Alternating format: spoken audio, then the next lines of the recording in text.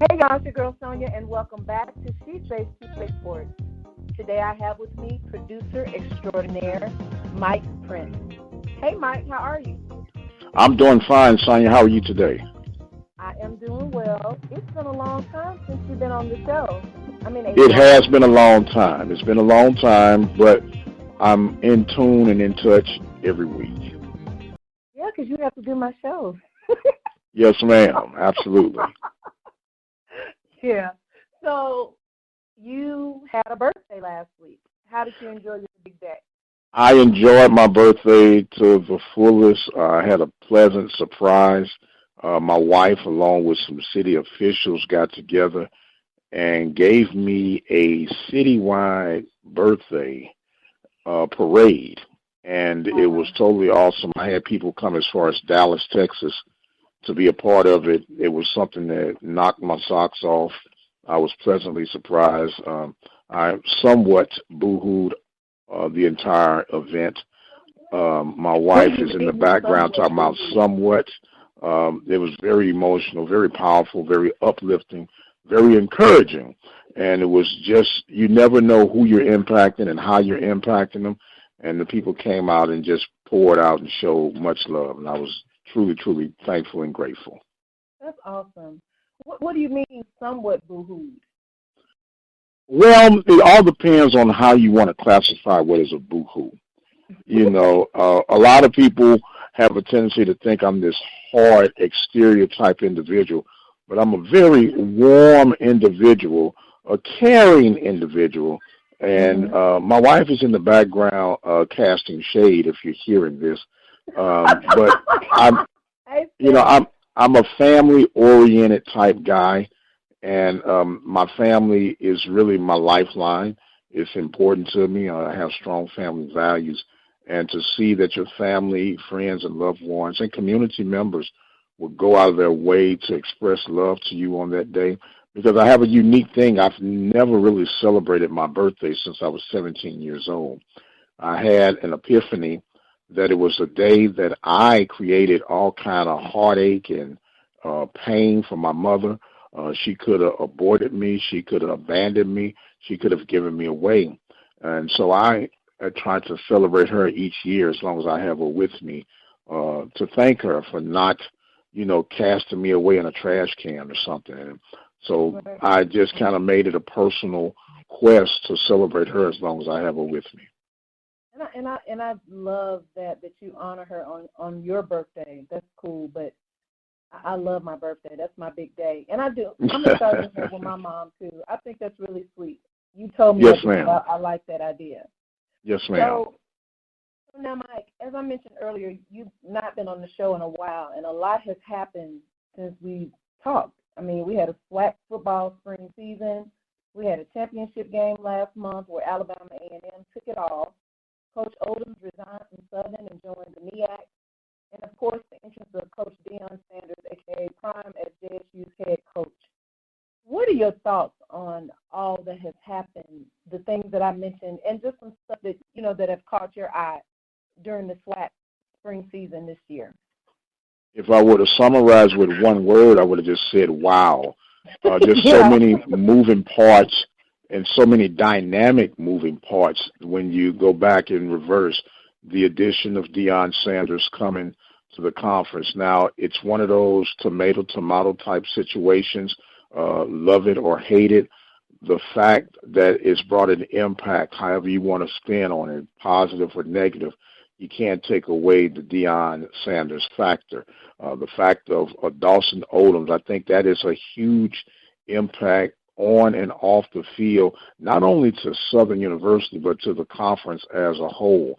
And Yeah. the fact that we had spring football, and not only just spring football, but spring sports for the first time, multitude of sports going on that would have normally taken place in the fall, and everything that has taken place and how the conference responded to it, some in a positive light, some in not so positive light, but the ability and the willingness to move forward with the stake of saying, you know what, this is what we're going to do, and this is how we got to get it done. We might not have all the answers, but we'll try to work out the answers to the best of our ability. Right. Yeah, you're right. I would sum it up as a big wow too, especially with Odom's leaving. Like it was a huge impact, and will be a huge impact um, in the SWAC period. It's just, I mean, he's been a fixture. What, 8 years at Southern now? Yes, And 8 years with Southern, 8 successful years with Southern, let yes, me add. that's And right. so that's not an easy task to do with any level of coaching, whether it's NAIA, Division One, Power Five, high school, tiddlywink, little league. It's not an easy task to do. And sometimes when a person is consistent, they're not a big flashy individual. Sometimes it seems mundane, and to be quite honest with you, sometimes it may go a bit unappreciated, but it's one of those impacts that this guy was, to me, a true diplomat for the sport of football, for the conference as a whole, and for the institution that he represented, that in the case of Southern University. And the kids. He loved those kids. Absolutely. Absolutely. He turned that whole program around. He really did. So Yes, ma'am. He definitely left it in better shape than what he inherited. right. When you think about the impact that he and the residue that he leaves behind, who could say that this man did a bad job, even if you didn't like the fact that he had the Achilles heel against Alcorn. And I guess the echo that I could say about that, who hasn't had an Achilles heel when it comes to Alcorn these past few seasons? Alcorn has had everyone's number, and it just is what it is. And that's another exciting factor that we got to put into the case with the fall coming up. Alcorn transitioning over to the West, they'll get a chance to come and try to, I guess, reestablish themselves as that they are the true dominant force in the SWAC, even though they took the spring off. Their mission, according to Coach Fred McNair, is to go back and rightfully take back the championship, which they feel was theirs to begin with. Well, we will see. I am definitely looking forward to the fall season, and with millions getting vaccinated, throughout the country. Do you believe we will have a full fall season, unlike our spring season, due to a few games cancellations and postponements? Well, we're definitely in a much better position coming this fall than we were when this thing first started. To say a full capacity crowd, I'm still going to be slightly reserved, and I would say maybe 3/4 of the way full, because even if you open it up full gate, the people have to feel comfortable enough to come out and be amongst other people. So just like they're removing the mask, people are getting vaccinated, there's still going to be some people feeling leery. I know I've been vaccinated, but how I know this person sitting next to me has been vaccinated. They have a card. They have people that have these fake cards now to say that they've been vaccinated. So it's still going to be a lot of psychological growing pains that we have to deal with. But it's definitely an exciting time, and I know that many people are really concerned about homecoming, regardless of where they're going to be celebrating homecoming at. And that's what it seems to be the driving force, not only for the institutions, because when the numbers are strong, that means there's a good payday for everybody involved. So hopefully people will get comfortable enough to come back and say, hey, we're back in full stride. Oh, absolutely. That's great. So we shall see. Like I said, looking forward to the fall season, and we will go from there. So, Mike, I know you probably was asleep last night when this came on, earlier this week when it came on. Did you get a chance to see part one of the Mike Tyson, the Knockout docuseries? No, ma'am, I did not get a chance to see that documentary. Please, when you get a chance, in between producing and sleeping, please do yourself a favor and check it out. It was really good.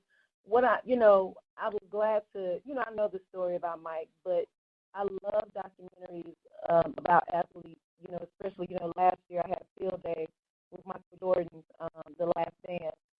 But I love the relationship between Mike and Cus D'Amato, how he helped him become heavyweight champion of the world. But what caught my attention when I watched it was that he helped Mike get to that place, but died before Mike won his first championship. And it reminded me of Moses leading the Israelites to the Promised Land for 40 years, yet God only allowed him to look over into the Promised Land because he was disobedient. And it almost seemed unfair that he didn't get a chance to experience that with Mike, but he prepared him, to get there. Do you get what I'm saying? I'm not saying he was punished for that, but it was just like I immediately thought about Moses and, how long, it took him, and then he couldn't go in there.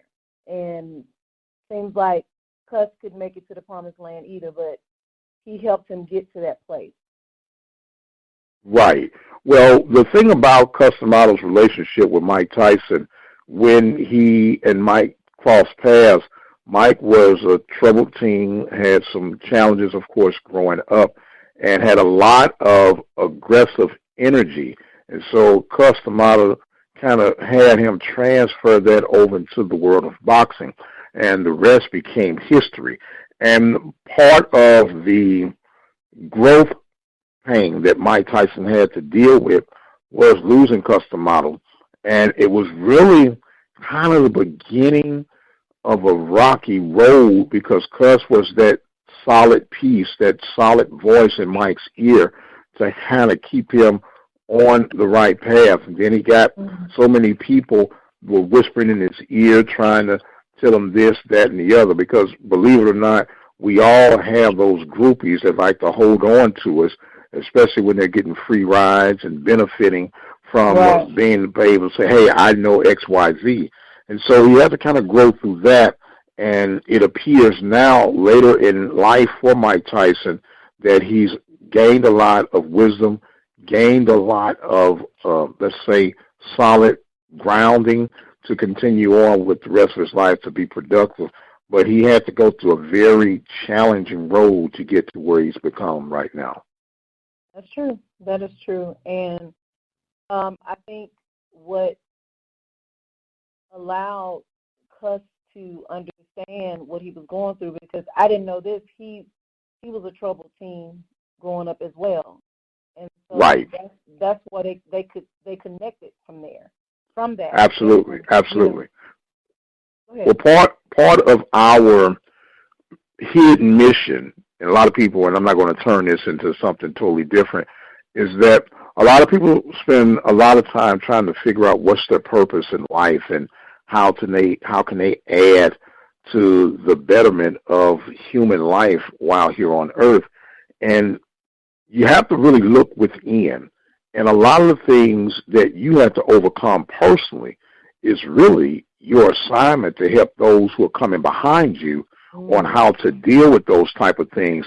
But the problem is that we walk in a lot of denial.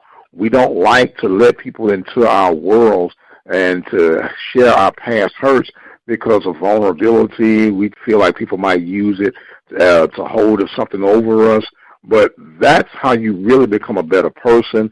That's how society becomes better. You cannot be afraid to open yourself up, to let people in. Will you get hurt? Yes, you're going to get hurt. Will you get burned? Yes, you're going to get burned.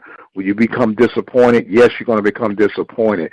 But you cannot let those shortcomings in life shorten the person that you were designed to become by learning to share your past hurts and disappointments.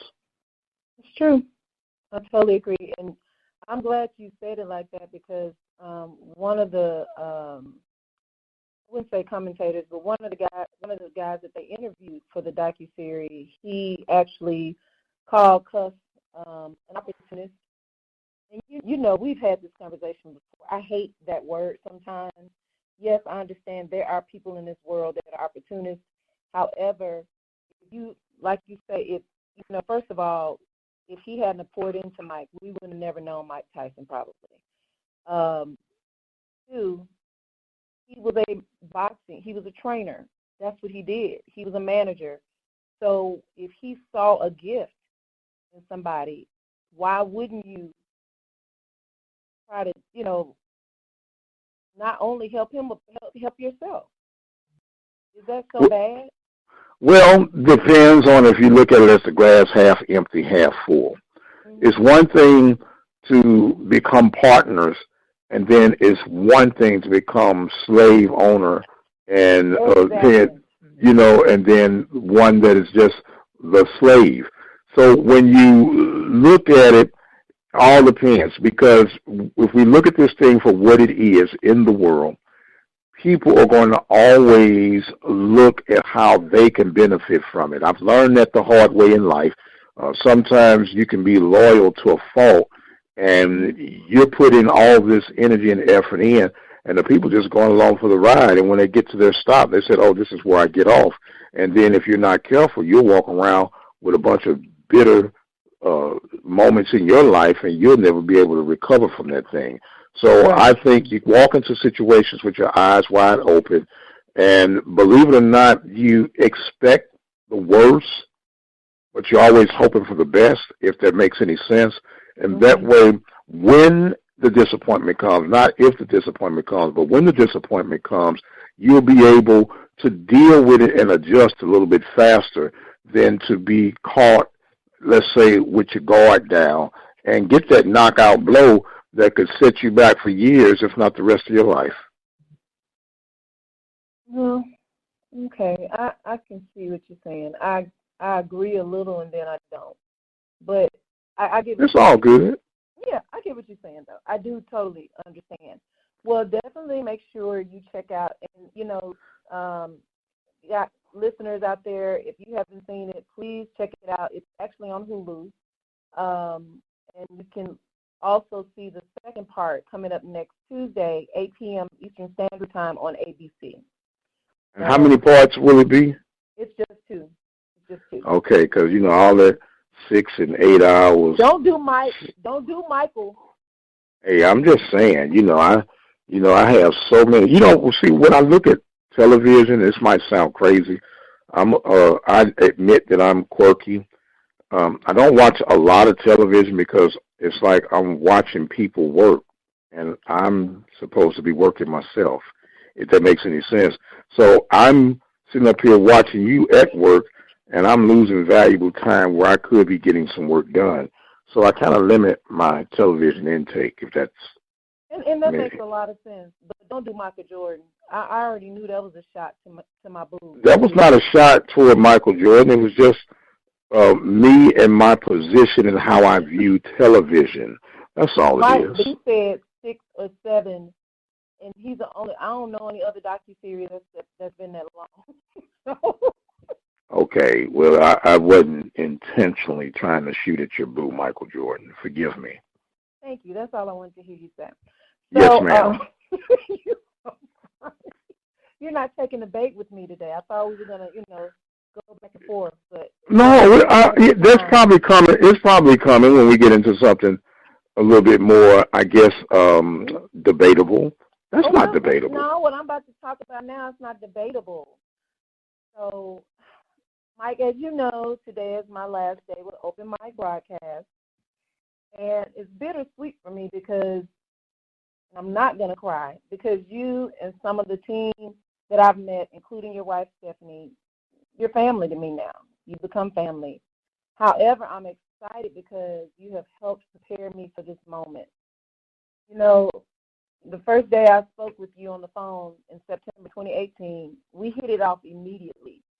And I was not expecting that because I didn't know what to expect, actually. From the beginning, you believed in me, you encouraged me, you pushed me. And I even disappeared on you for a few months. Remember that? Yes, ma'am. I do remember quite well. I was scared. And you were expecting stuff out of me. It's amazing how you can pray and ask God to, allow you to give you the opportunity to do stuff. And then when he gives it to you, you pull away. And that's what I did.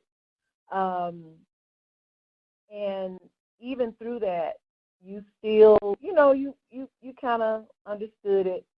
But once you asked me, how am I afraid to do this when you sing in front of 20,000 people and you talk every day? And, I told you singing, that's second nature for me. But interviewing people about sports, that even though I love sports, I'm far from like a expert, and I know I can't put myself up against like you or Sage Steele, different people on TV, Charles Bishop, people that I call my mentors and that I admire who have helped me along the way. So that was just, I didn't think I was adequate enough. Although I believe God placed the vision in me, it was still very scary. And I remember the very first test you gave me. You didn't say it was a test, but I could feel it. And after I passed, you then said, Mama, as you're not taking care of what I told you to do, I was going to tell you I was not going to be able to help you. You remember that? I remember it quite well. And I was just like, oh my gosh, because I just felt it. But I'm so glad you took a chance on me. And although I have a long way to go, and just developing my craft, I'm so far from where I came from. Well, Sonja, the gift that lies within each and every one of us has to be cultivated. And sometimes you don't see yourself the way others will see you.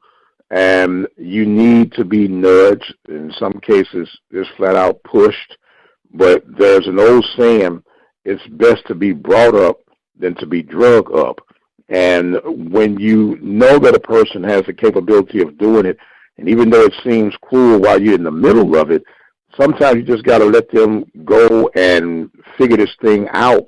But you're always having a watchful eye just in case they stumble. You don't want anyone to fall, but the person has to know that they can stand on their own. And not only stand on their own, begin to walk. And when you begin to walk, you begin to run.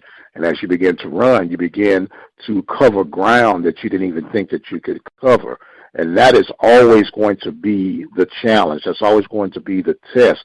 And it's not about being the best, but it's about doing your best. And when you can give all that you can to yourself first and to those who you surround yourself, you never come up short, even if you don't hit your goal for that day, because you can look yourself in the mirror and know that you gave everything that you have.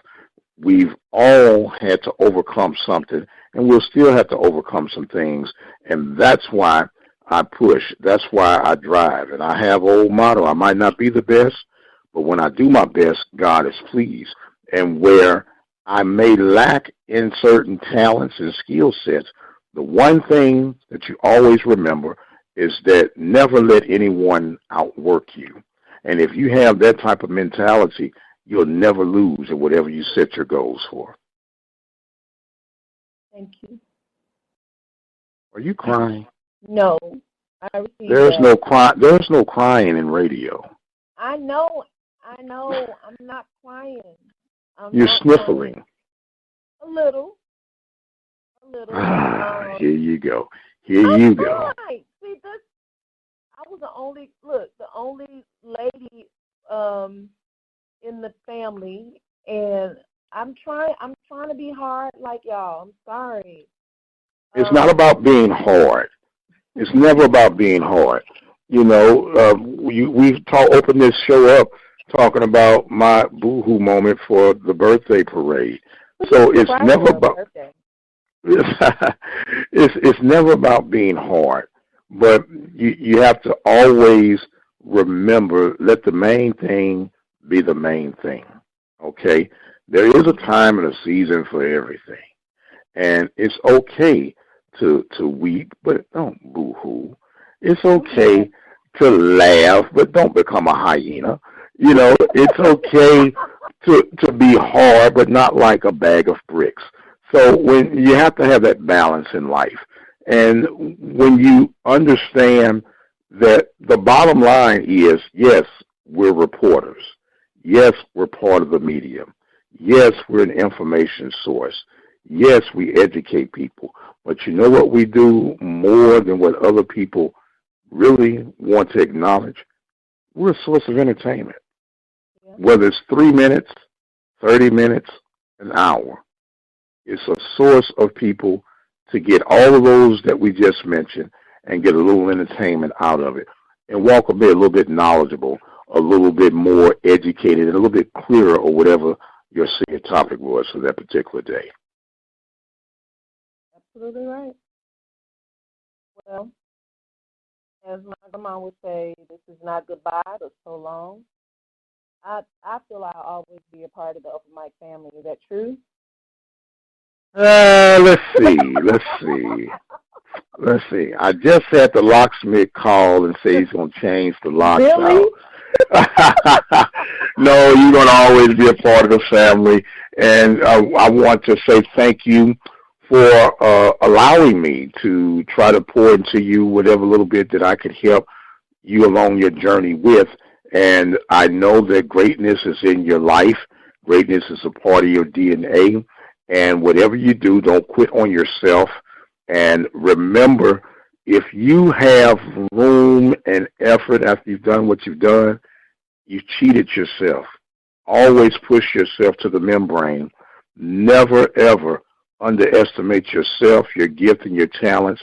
The sky's going to be the limit. Don't be afraid of making mistakes because it's part of growth. Don't be afraid of being wrong because it's part of gaining knowledge. And always remember that Mike is always right. Well, yeah, Michael Jordan, yeah, but okay.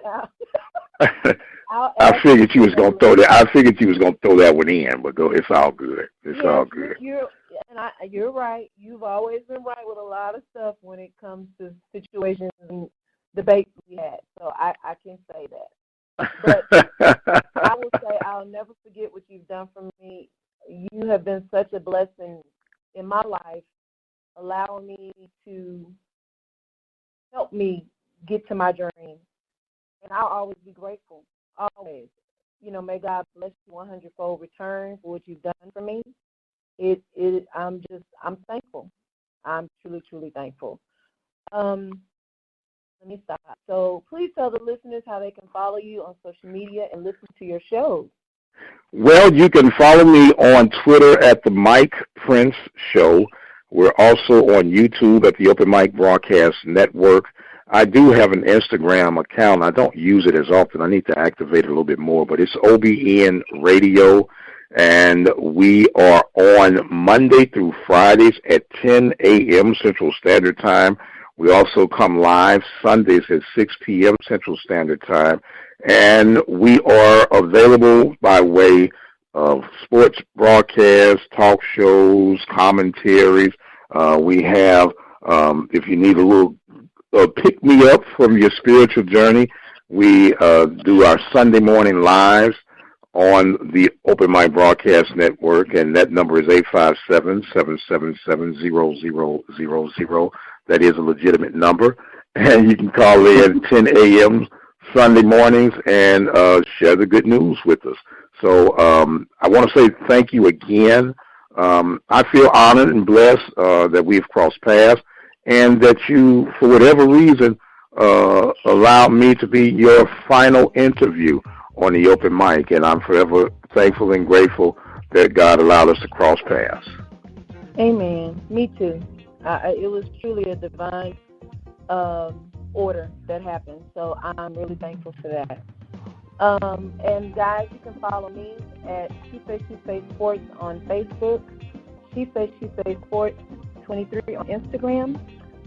And well, for the last time on Open Mic, this is Sonja with She Say Sports, and I'll see you on the radio.